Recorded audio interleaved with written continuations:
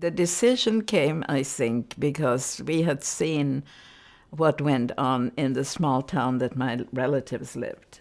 They were definitely exposed to a lot of anti-Semitism, and we stayed there one night, and a gang of youths, whether they were Hitler youths or other kind of boys, came in and they threw rocks at all the windows, and in the morning we found shards of glass in my grandmother's bed, which I can remember very distinctly. And my father said, no, this is no good. You have to come to Cologne and live with us, because we had enough room. There was lots of room.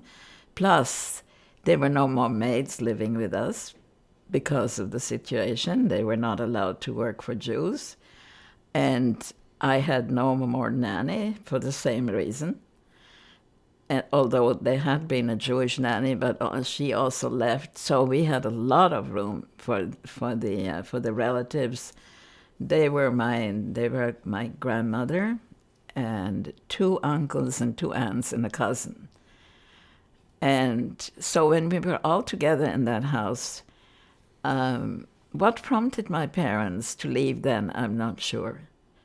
I'm really not sure. Maybe it was because they realized that this is a very unnatural situation and we should try before it was too late. And so one night we were sitting at the dinner table. This is something I can never forget.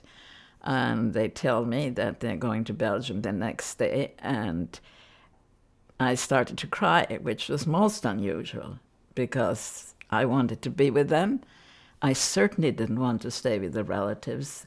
I knew them, but they lived a totally different life than and I knew that. So my parents decided, well, she's crying, Margaret is crying, we have to take her. And I didn't hear when they decided that, but I figured that that's what they did, because I went with them to Belgium the next day. And the idea was for my father to find work in Belgium, because he was an expert on the manufacturing of paint. That's what he had done in Germany. And they didn't find anything in Belgium.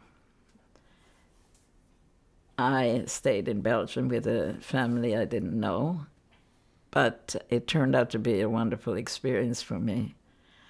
While my parents went to Norway. And they also went, before they came to Norway, they went to Sweden, Finland, and Denmark, and there was nothing. And then they came to Norway.